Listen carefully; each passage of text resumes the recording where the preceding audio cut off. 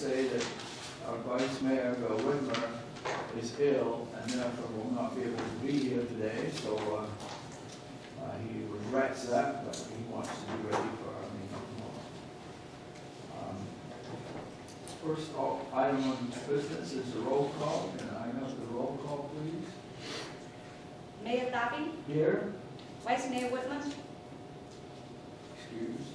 Greg Conn? Jim Weiss? Here. Alan? Here.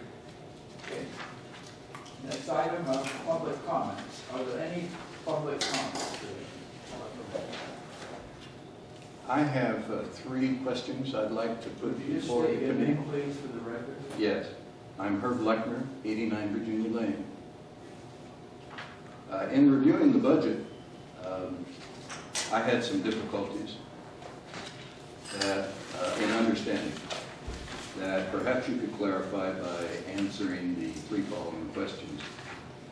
I don't expect these questions to be answered immediately within my 3 minutes, but hopefully answers will develop within the discussions. If not, I'll pursue the questions elsewhere. The first is, does the current budget that we're looking at reflect any of the findings or all of the findings of the audits that have been in process with respect to the city? And if not, how would the budgets then be affected once those findings are known?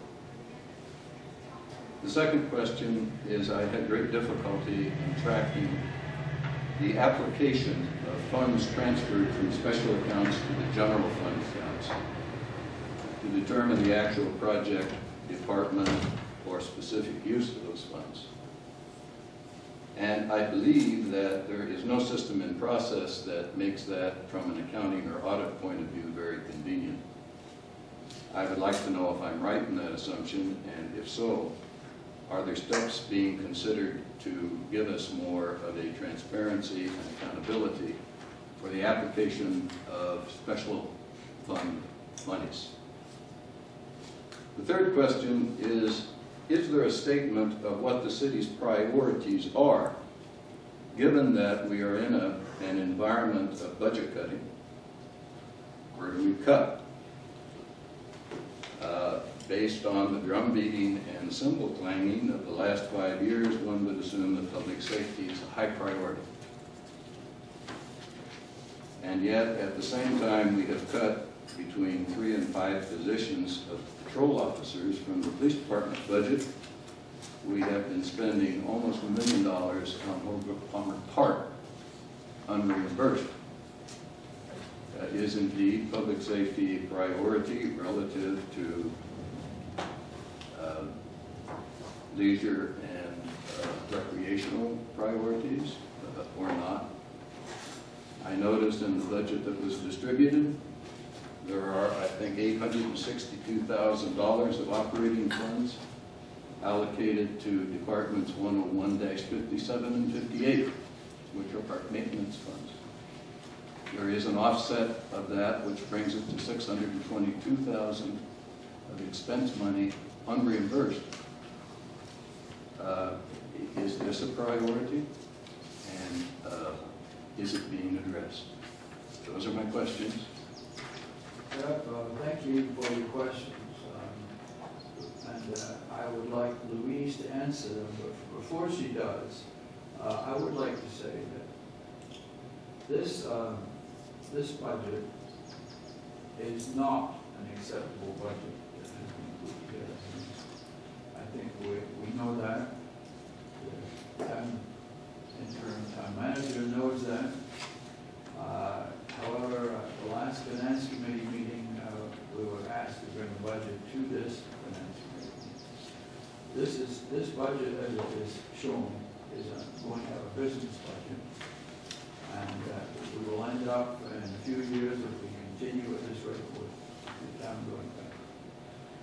So at the present time, our interim city manager is working very hard on changes, organization changes, expense reductions, and many other things. And unfortunately, some of these things, especially in a union environment, take some time. These decisions take time.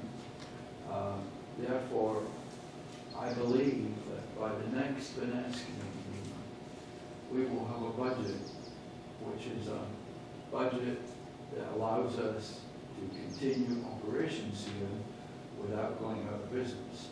And I will have our interim city manager talk a little bit about that later. There are lots of things that are in the wind at the present time, and but clearly there's compromises, as you mentioned, between the park and the safety. Safety is a very high priority for us here. But on the other hand, we have to look at exactly what our police are doing. Can we provide the same services or better services by different types of organizations or different types of economies? And I don't know the answer to those yet. And John here is working very hard. I know he is. Thank you very much for this. And if you don't mind, if Louise is willing to, if you don't mind not having all the answers to your questions at the moment, she will get back. You leave her email address. She will get back to you with the answers to your questions very soon. But at the present time, I don't think she's in a position to do that. I understand. Louise has been very helpful. Okay, thanks. Okay, so the next item on the agenda is to review and approve the minutes of the Finance Committee meeting, last Finance Committee meeting. I wonder if you have a motion to approve. So moved. All in favor? Aye. All right, good.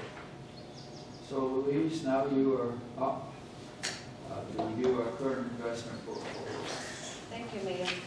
In front of you is item number 4. This is just a regular review of our investment portfolio. And the only thing I would like to point out is if you go to item 4, page 5, which indicates the percentage of portfolio that invest in different type of investment. I don't want the committee to be alarmed because it's now showing that the Blade at 50.78% of the portfolio is in Blade, and that is exceeded our statement of investment policy. This 50.78% did not take into consideration the money that we currently have in Wells Fargo Bank for our day-to-day operation. If you add that money in there, we are still within the investment policy limit. So I just don't want the committee to be alarmed. I mean, the committee has any question, this is just standard report that I'm providing to the committee. We talked about CDs last time. Is that, you're going to discuss that later, or should we? Yeah, we should talk about this. I mean, Gray had mentioned that he would like to have staff contact Cutwater and inquire about CD. I talked to Cutwater. To invest in CD is something that the town would have to do on our own. Cutwater do not sponsor that kind of CD in the investment program. And from looking at the market situation, the CD currently is not yielding really high return either. CD actually is really low in terms of the rate unless you go out a year or two.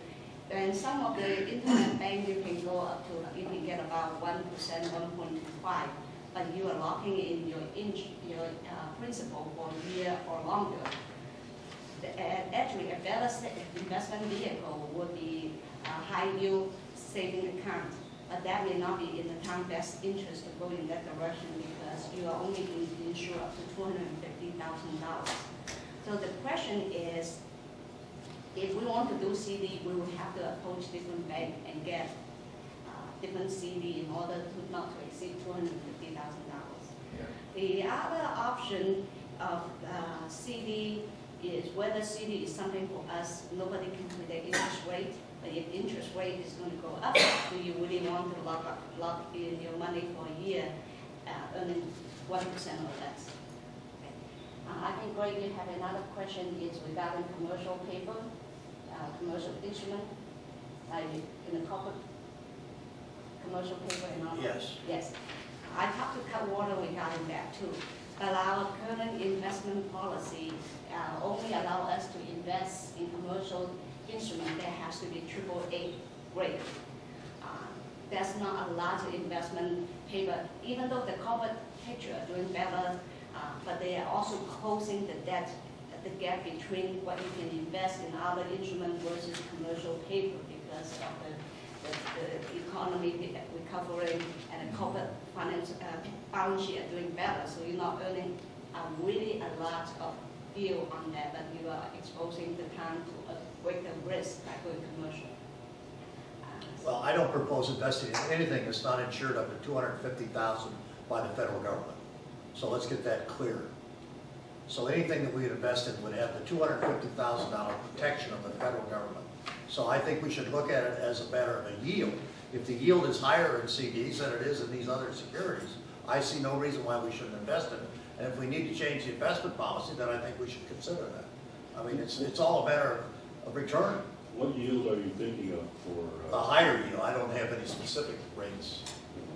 I just know that commercial CDs are bank CDs, not commercial CDs, bank CDs, which are covered by the federal government, should be considered. I'm not saying, hey, if they're not a higher rate, then we shouldn't invest in them. But if they are, there's no reason. I don't think there's any reason why we shouldn't. That's all I'm saying. The thing I would suggest is that I would like to wait and see what happens to the federal government budget, which should happen very quickly. I mean, we should have some indication on what's going to happen to the budget for this year by the end of next week. I think that's going to make quite a difference to interest rates. You know, maybe I'm wrong, but I think it's at least worthwhile waiting for a week to see what happens. Well, I have no problem waiting a month, but I'm just saying I think we should get some quotes. If each of us can bring our own broker's recommendation or whatever it is, and take a look at it. If it's not any better than what we're earning, then we shouldn't do it. I've seen CDs, for 1 year CDs, about 1% at the moment. And I don't know exactly what we're getting on our 1 year stuff here. Our instrument is about 0.8. 0.8, so there is a definite improvement with CDs there, but on the other hand, we can't lock up money, too much money for a year, especially with the disastrous changes that appear to be taking place in the federal budget. Well, I think the money for the library, for instance, which is probably $3 or $4 million, could be invested longer term if it gives us higher yields, or in a ladder. So every 6 months it rolls over. So if we get caught in a rising interest rate, we'll have 6 months. We'll have a new opportunity to reinvest. That's good thought. I mean, the library money, most of the library money will not be needed for at least a year. And therefore, I don't think there's too much risk by being caught there. We might, regret putting it in if interest rates go way up, but on the other hand, it's hard to predict. And I don't think there's going to be huge changes immediately. So my feeling is that's a good thought. Let's look at the library money and see what we can get.